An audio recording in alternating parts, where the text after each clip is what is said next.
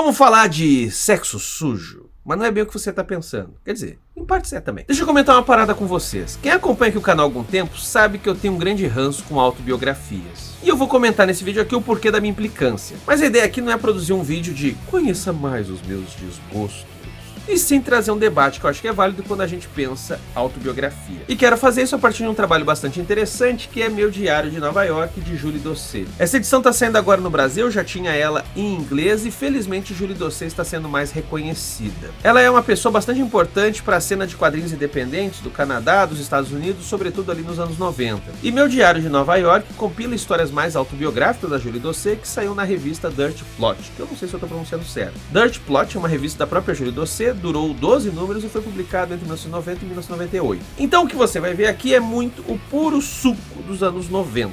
E como eu prometi sexo sujo, já no nome tem sujo, dirt. E plot o que é? Bom, plot é vagina. Mas é uma gíria de Montreal que serve para falar de mulheres que são sexy, que têm relações com vários homens ou num sentido ainda mais agressivo, que se veste como uma puta. O que cabe lembrar que vestir-se como uma puta, muitas vezes usado como ofensa, não necessariamente é. Mas eu vou explicar melhor esse papo todo aqui. Calma lá. Então, antes de eu entregar para vocês uma série de questões delicadas, complicadas e ligadas à sujeira humana, peço que você curta o vídeo se estiver curtindo, compartilhe e se inscreva caso seja novo por aqui. Tem um sino aqui embaixo, ative esse sino para receber mais vídeos sujos como esse. E seja um apoiador, porque só assim eu consigo monetizar esse canal, já que eu só falo de tema cabeludo pro YouTube. A gente tem uma campanha de apoio com recompensas legais, como lives aqui comigo, grupo de estudo, grupo no Telegram, sorteio de gibi. Eu vou deixar o link da nossa campanha na descrição do vídeo no primeiro comentário fixado. E caso você queira ajudar mais, tem agora um botãozinho aqui embaixo, que é um coraçãozinho.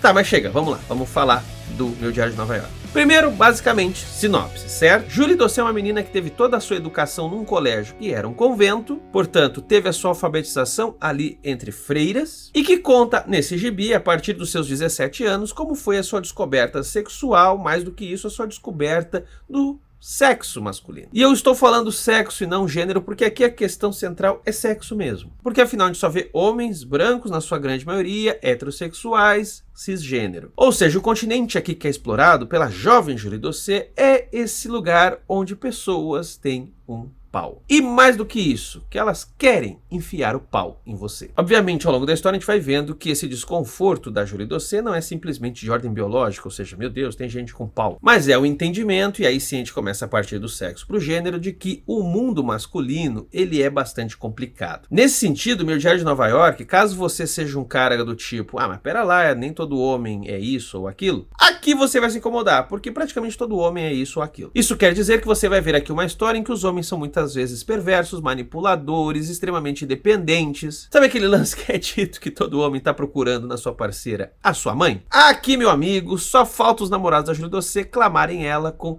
mamãezinha, me traz um leitinho. E apesar de eu me divertir com esses retratos perversos do masculino, aí vem um pouco da minha implicância com autobiografias. Não é que eu não goste do gênero em si, o lance é que dificilmente as pessoas são tão perversas consigo mesmas quanto são com os outros. Em autobiografias, as pessoas costumam retratar os outros de um jeito tão escroto e às vezes se poupar. E veja, eu não estou dizendo que as pessoas retratadas, como esses homens no quadrinho da Julie Doucet, são caras que talvez fossem super legais. Não, talvez eles até fossem piores da maneira como ela os retratou. O problema é que a Julie Doucet, apesar de ser uma grande quadrinista, ela não foge também de uma certa zona de conforto. E eu digo zona de conforto em termos psíquicos mesmo, ou seja, dificilmente a gente consegue produzir um autoexame a ponto de dizer caramba, mas eu também sou um merda. Mas se por um lado a Julie Doucet acaba repetindo um pouco dessas fórmulas, isso também tem um motivo bastante especial nessa história e eu vou explicar aqui. Mas antes deixa eu falar da história, né? Esqueci, fui falando.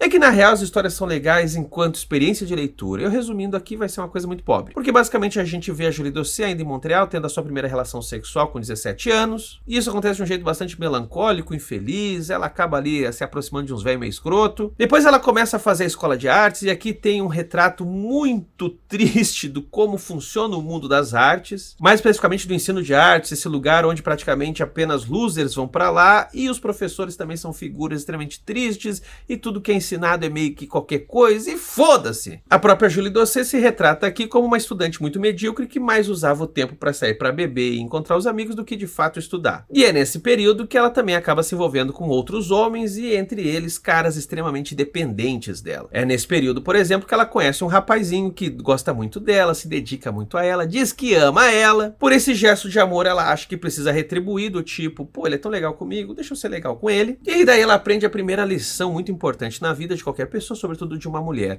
Não dê moral tanto assim pra um cara só porque ele fala umas coisinhas bonitinhas. Pois, como fica muito claro no quadrinho, esse cara depois vai parasitando a vida dela de tal maneira que até mesmo ameaça de suicídio pra não ser deixado por ela. E esse é um ponto importante porque ele vai se repetir nessa autobiografia quadrinizada da Julie Doucet. Porque depois ela se muda pra Nova York, começa a atuar como artista, quadrinista, e vai morar com outro cartunista que no começo é um cara muito legal, mas também aos poucos vai ficando cada vez mais manipulador e dependente dela. É um carinha que faz cena no metrô quando a mina diz, olha, eu tô afim de seguir pro meu lado. Nesse sentido, a Julie Doucet tem um certo cuidado com os personagens, mesmo com esse namorado que depois se torna um problema. Porque afinal ela mostra que esse cara, apesar dos seus problemas, era um bom companheiro, eles se drogavam juntos, isso era divertido. Só que esse cara foi aos poucos mostrando comportamentos cada vez mais problemáticos. Seja por frases que muitas mulheres inclusive já devem ter ouvido, que é do tipo, ah, você só conseguiu isso porque você é mulher, todo mundo te acha bonita, gostosa, quer te comer. Assim como comportamentos do tipo, ô mina, resolve isso aqui pra mim, me ajuda, me acolhe, seja minha mamãe. No caso aqui da Julie Doucet, inclusive, tem outros agravantes, porque ela tem epilepsia e chega uma hora que o namorado quer que ela pare de usar a medicação, porque ele entende que a medicação é o que está deixando ela transtornada. O que chega a ser irônico, porque quando eles estão juntos, eles estão quase sempre drogados. Isso me lembra aquela imagem clássica da pessoa indo no buffet, comendo um caminhão de comida gordurosa, mas pedindo uma Coca Light. Porque é a Coca que engorda, e só a Coca. Eis aqui o ponto que é central nessas histórias todas da Julie Doucet, a relação com a culpa. Acho que isso até é um ponto que passa um tanto despercebido para quem critica, analisa os quadrinhos dela. Afinal, a culpa é algo que atravessa muitos desses relatos dela e não era de se esperar diferente, afinal ela foi educada num convento. Não é de se estranhar que apareça nas histórias, de uma maneira um tanto metamorfoseada, a famosa culpa cristã. Só que aqui, galera, aí vem uma sacada boa, aqui isso aparece no sentido de querer se libertar de toda a culpa, de fugir de um calvário e dizer, isso não é pra mim. Essa cruz, que no caso é um bando de homem chato, escroto e dependente,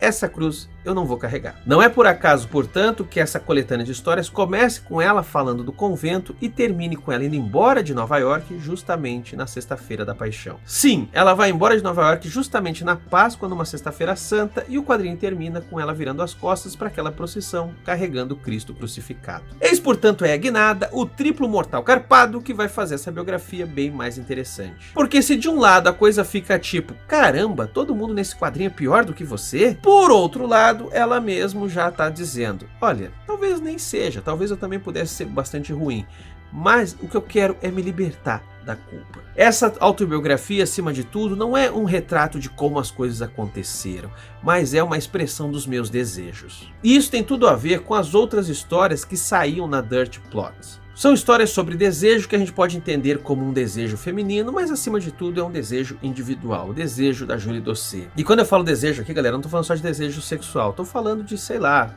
como lidar com a menstruação, por exemplo. Ou mesmo como lidar com a maternidade. Não é por acaso que a cena em que o namorado, dependente dela lá em Nova York, faz cena no metrô, e começa a dizer, você tem que cuidar de mim, você tem que ser querida pra mim, não me deixe e tal. Nesses dois quadros, duas crianças passam, que acaba produzindo uma configuração visual, produzindo uma imagem, que é aquela que a Julie Doucet não quer de si. Neste caso, de uma mãe para um marmanjo que está só precisando de atenção. Isso inclusive vai de acordo com outro trecho da história, onde ela acaba tendo um aborto espontâneo e o namorado não acredita. Entende então por que o papo aqui é desejo, o quanto que tem a ver com você se libertar de certas cruzes que colocam nas costas de você? Maternidade, por exemplo, é um negócio que hoje se fala um pouco mais abertamente sobre o fato de que ela não é compulsória, nem toda mulher quer ser mãe, mas a gente está falando de anos 90, um momento em que esse papo era mais tabu do que é hoje e que, portanto, enquanto desejo, precisa ser expresso. Ainda que não diretamente, ou seja, a Julie Doucet aqui não panfleta, mas ela se manifesta. E aí é esse ponto também que eu quero comentar aqui e que a gente vai chegar na sujeira. A arte dela é muito, muito poluída. Ela desenha pessoas sujas num mundo sujo. Há muita poluição visual, você está sempre caçando coisinhas nos quadros. Então, se por um lado tem esse detalhismo que muitas vezes vão associar ao feminino, ou seja, a mulher ela costuma ser detalhista, piriri pororó. Aqui isso aparece dando uma volta, ou seja, não indo em direção ao delicado. Não, esses detalhes são imundos e caracterizam a imundície das pessoas da vida. É muito bacana na arte dela como ela vai abrindo mão de uma tridimensionalidade. São elementos sobrepostos, acumulados, ou seja, tudo se torna extremamente carregado. São elementos bidimensionais, um do lado do outro, inclusive precisa ter indicação do que é o que. E uma feiura constitutiva a tudo e a todos, inclusive a ela, acaba nos servindo também para entender um pouco essa manifestação de desejo e vontade de se livrar de culpas, buscar libertação.